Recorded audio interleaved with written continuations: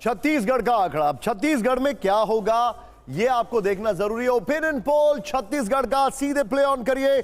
पिछली बार छत्तीसगढ़ की 11 सीटों के जो आंकड़े हैं, ये तो एकदम टर्न अराउंड है। शिव के चेहरे पर मुस्कुराहट है क्योंकि यहां पर उनके पास बहुत कुछ ऐड करने के लिए है।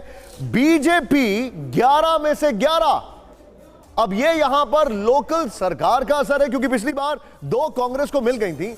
इस बार 11 में से 11, बाकी सबको बचाने की कुछ जरूरत नहीं है। ऐसा लग रहा है जैसे किसी कार का वीआईपी नंबर है 110000। यह आपके सामने दिखाई दे रहा है। मैं सीधे चलूंगा सुमेरा के पास। जी, आप वोट प्रतिशत भी बता देते हैं कि वोट प्रतिशत किस तरह से क्या बदल रहा है, यहाँ पर क्या स्थिति फिलहाल दिखाई दे रही है। हमारा ओपिनियन पोल बता रहा है कि बीजेपी को 61.57% वोट मिल रहा है और कांग्रेस पार्टी को देखिए 26.20%, अन्य के खाते में 1.41% और पता नहीं 11% है। लेकिन बीजेपी और कांग्रेस पार्टी के बीच में देखिए जहां जहां पर भी एक बड़े मार्जिन से बीजेपी जीतती हुई दिखाई दे रही है, वहां लगभग 30% का वोट अंतर है कांग्रेस पार्टी और बीजेपी के बीच में, चाहे वो हरियाणा की बात करें या वो हम उत्तराखंड की बात करें।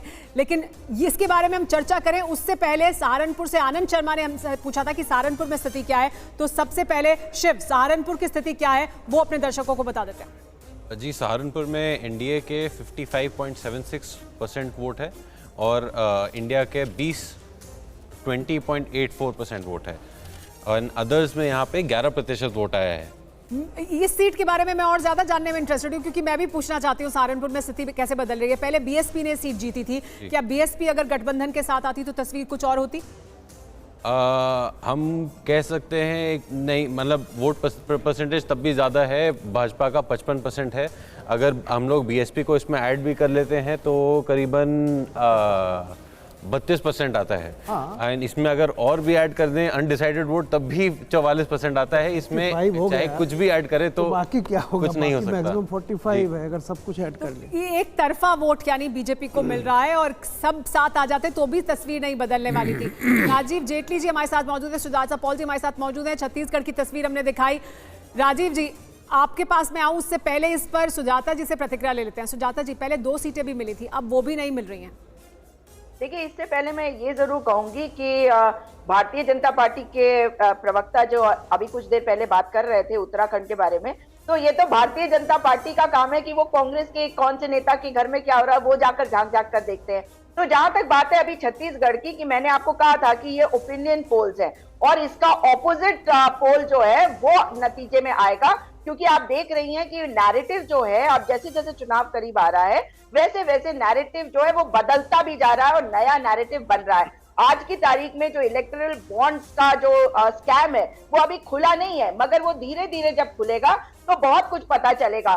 छत्तीसगढ़ में आप दिखा रही है कि भारतीय जनता पार्टी को 11 की 11 सीटें मिल रही है, पर मेरा ऐसा मानना है कि वहां पर जैसे जैसे समय बीतेगा लोगों की ये बात ऑलरेडी समझ में आ रही है कि जैसे ओल्ड पेंशन स्कीम है वो वहां लागू थी, अब बंद कर दी गई है। इसलिए जो सरकारी कर्मचारी है वो खुलकर आपके ओपिनियन पोल में कितना प्रतिभाग करते हैं मुझे नहीं पता, लेकिन अगर उनसे पूछा जाएगा तो उनका कहना यही होगा कि जो पहले सरकार आई थी राज्य में उसी को हम केंद्र में लाएंगे। और ये जो है मैं हर जगह देख रही हूँ, चाहे उत्तराखंड हो। सुजाता जी, मैं आपके पास आऊंगा। आपने वैलिड पॉइंट रखा है यहाँ पर। मैं आप और देखिए, हम सभी, हमारे लिए चुनाव एक उत्सव है वाकई में इस देश में, और वो हमने देखना है कि आखिर होता क्या क्या है। लेकिन ये ओपिनियन पोल है, मैं आपको बता रहा हूं, सैंपल साइज बहुत बड़ा है।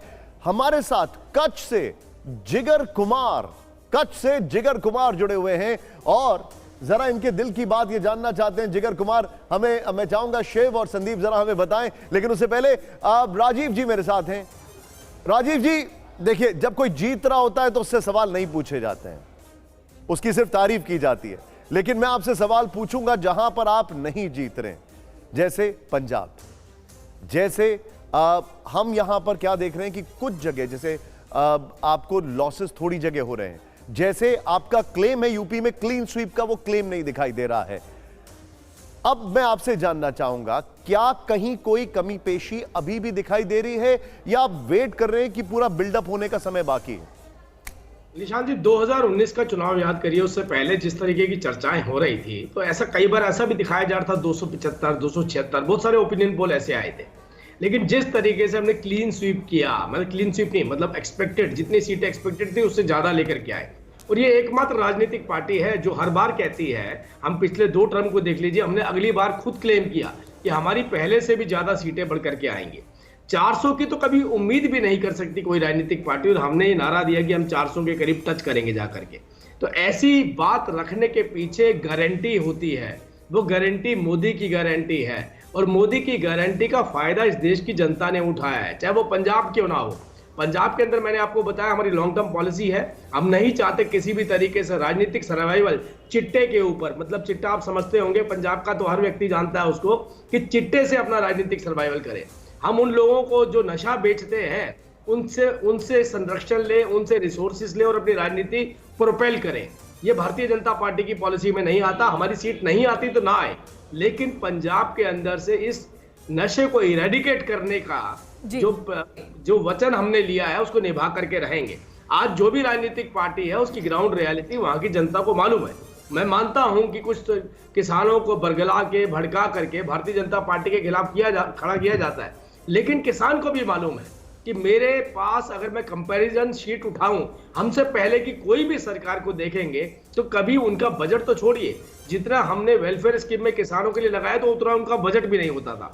तो आप ये सोचिए इसके परिणाम हमें लॉन्ग टर्म में मिलेंगे। तीसरी बात, अभी सुजाता जी को बड़ा, क्योंकि हमारे मीडिया के बॉस हैं अनिल बलूनी जो पौड़ी गढ़वाल से चुनाव लड़ रहे हैं, उन्होंने जब भी उत्तराखंड के लिए काम करे तो उत्तराखंड के लिए काम ऐसे करे जो सामूहिक रूप से पूरे उत्तराखंड को बेनिफिट दे सकते थे। अल्मोड़ा में अस्पताल बनाया, उन्होंने जितनी भी परियोजनाएं लेकर के आए वो पूरे सामूहिक से उत्तराखंड के लिए। ठीक है राजीव जेटली जी, मतलब आपने एक बहुत काम किया है, लेकिन वापस आते रहेंगे आपके पास। कई सवालों के जवाब अभी और बाकी हैं जिनसे हम आपके बारे में जवाब लेना चाहेंगे, लेकिन कच्छ से जिगर कुमार क्या जानना चाह रहे थे वो बता देते हैं, क्योंकि TV9 भारतवर्ष ने भी गारंटी दी है। हम आपको गारंटी दे रहे हैं कि हम आपको हर सीट का आंकड़ा बताएंगे, आप किसी भी सीट का आंकड़ा हमसे पूछ सकते हैं। तो देखिए, कच्छ गुजरात में बीजेपी आगे है, कांग्रेस पीछे है, इसका और ब्रेकअप क्या है वो अगर हमें बताएं संदीप। कच्छ गुजरात में भारतीय जनता पार्टी को 78.96% वोटें मिल रही हैं और कांग्रेस को 12.71% वोटें मिल रही हैं। मतलब कहीं फाइट में ही नहीं दिखाई दे रही है अभी ओपिनियन पोल के मुताबिक, तो इस तरह की तस्वीर दिख रही है। लेकिन हमारे साथ राजेश जोशी जी और रामकृपाल जी भी यहाँ स्टूडियो में मौजूद हैं। राजेश जी, अभी कच्छ का आंकड़ा बताया, 78% मिल रहा है वोट प्रतिशत एक तरफ बीजेपी को, तो कांग्रेस पार्टी कहीं पीछे दिखाई दे रही है। यानी राजेश जी, जो अंतर दिखाई दे रहा है वो ज्यादातर जगहों पर 30% या उससे भी ज्यादा का अंतर फिलहाल ओपिनियन पोल की तस्वीर में दिखाई दे रहा है। तो ये तस्वीर क्या आपको लगता है किसी भी सूरत में बदल सकती है? नैरेटिव की बात सुजाता जी कर रही थी, नैरेटिव दूसरी तरफ से तो कोई दिखाई नहीं दे रहा है, नैरेटिव है क्या? नहीं, ये बिल्कुल बात सही है। अब ये ओपिनियन पोल जो आप लोगों ने करवाया है, इसका सैंपल बहुत बड़ा है, और ये ओपिनियन पोल के अलावा भी भारतीय जनता पार्टी अपने विरोधियों से आगे चल रही है, इसमें कोई स्टेट सीक्रेट नहीं है। लेकिन ये जो 78% इनका पोल बता रहा है कच्छ में, ये अभी फेदमेबल है नहीं। ये 78% किसी पार्टी को कैसे मिलेगा और ये इसको क्या पक्का मान लिया जाए, इस पर बहुत बड़ा सवालिया निशान है। मैंने पहले भी अपने उसमें कहा था कि अभी बहुत सारी सीट्स जो है वो डिक्लेयर होना बाकी हैं। अभी बहुत सारे वो अंग्रेज़ी में कहावत है ना, there is a slip between cup and the lip, जो आखिर में जो नतीजा निकलेगा उसमें और इस ओपिनियन पोल में कितना गैप होता है, ये अभी देखने वाली बात है। जी हाँ, ठीक है। रामकृपाल जी, वो कैंडिडेट डिक्लेयर करेंगे तो कुछ तस्वीर बदल सकती है। राजेश जी कह रहे हैं अभी बहुत कुछ हो सकता है। पहले सर, इससे पहले बता दें, सीतामढ़ी से सुधीर जानना चाहते हैं कि सीतामढ़ी की तस्वीर कैसी दिखाई दे रही है, उनकी सीट पर कौन आगे है कौन पीछे है। तो सीतामढ़ी का आंकड़ा आपको दिखाएंगे, इसके बारे में बात करेंगे। शिव संदीप इस आंकड़े को रेडी करेंगे, लेकिन उससे पहले रामकृपाल जी, क्या नैरेटिव बदल सकता है, किस हद तक बदल सकता है? क्योंकि एक तरफ इतना बड़ा मार्जिन दिखाई दे रहा है, एक तरफ इतनी लंबी लकीर दिखाई दे रही है, दूसरी तरफ अभी लग रहा है शुरुआत भी नहीं की है। सुमेरा जी, जितने आंकड़े अभी तक हमने देखे हैं, इसमें क्या हो रहा है कि कोई ऐसा नहीं, नेक टू नेक कहीं भी नहीं है, डेसिसिव बढ़त है, जिसको कहते हैं निर्णायक बढ़त। अब आप ये सोचिए कि जितना मैं जो सवाल दर्शकों के आ रहे हैं और जो जवाब यहाँ से जा रहे हैं, उनमें अगर आप देखेंगी तो मेजॉरिटी में 50% से ऊपर। तो एक होता है कि कंटेस्ट बहुत नज़दीक हो, अदर्स कुछ ले जा रहे हों, जहाँ पे 60%, 70% वोट परसेंटेज जा रहा है, वहाँ पे क्या बदलेगा? और मैं एक और बात कहूँ कि आपका मुझे बहुत साइंटिफिक लग रहा है ये, लेकिन बाकी भी जितनी एजेंसियों ने अभी तक सर्वे किया है, सभी जगह करीब करीब ये जो जीत का अंतर है वो बहुत डिसिसिव है। और जब मैं एक बात कहता हूँ कि अगर वोट परसेंट का जो नेक्स्ट राइवल है, यानी नंबर 2 पे जो है और नंबर 1 में अगर 10% से ऊपर का है, और यहाँ मुझे यूरोस दिखाई पड़ रहा है 20%, 30%, तो जब 20 और 30% का फर्क होता है वोट में, तो आप समझिए कि सीटें एक तरफ से बढ़ती हैं।